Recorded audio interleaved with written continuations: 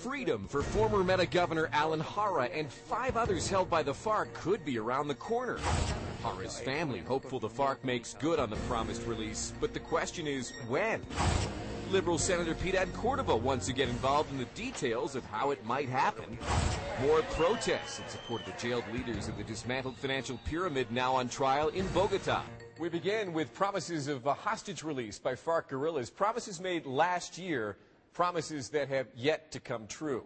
The Colombian government right now is hopeful the promised release will happen before the end of January. The International Red Cross and a controversial Colombian senator are involved in the details, which may also include the involvement of a Colombian journalist and international personality.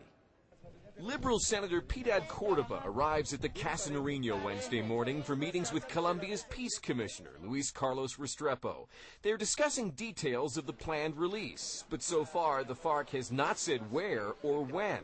The FARC says it will accept the involvement of the International Red Cross in the planned handover, but they want more. They're asking for another impartial international observer to go along on the mission and mention the name of Nobel Prize winner Adolfo Pérez Esquivel from Argentina. Senator Córdoba and Commissioner Restrepo also discussed the possibility of taking an unidentified Colombian journalist along as an observer for the handover.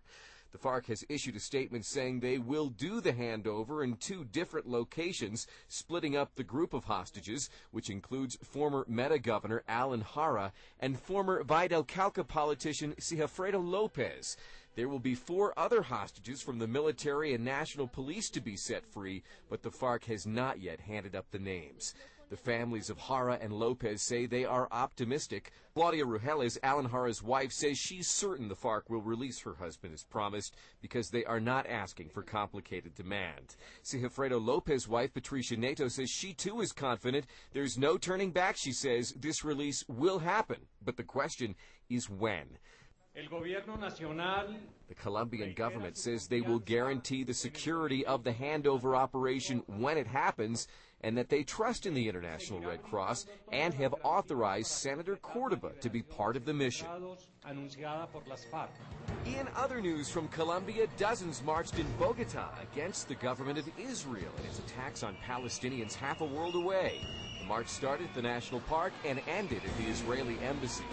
Bogota is implementing new security rules in popular sectors, including the Zona Rosa and Calle 19 in the downtown area. They include curfews for underage people and a ban on liquor sales. There is expanded police presence in these sectors following a rash of street crimes and the murder of a college student over the holidays.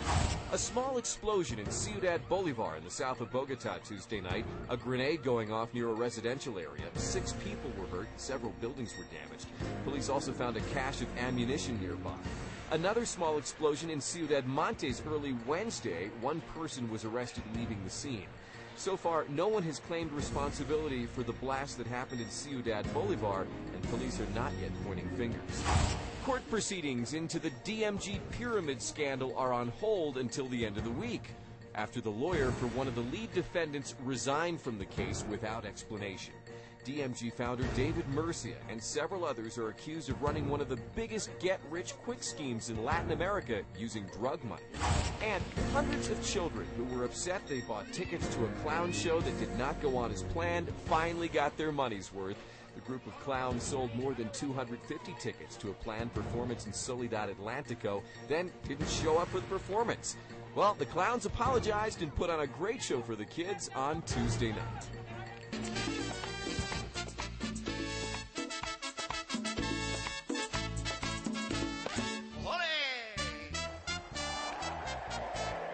The Feria de Manizales continues with bullfights and beauty queens.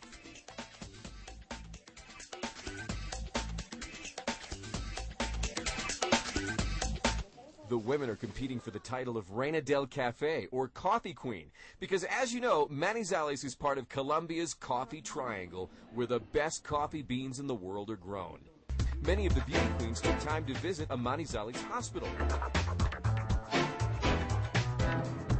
There's another beauty pageant going on during the feria called Miss Tanga. What is a tanga? No, not the drink, but a skimpy bikini.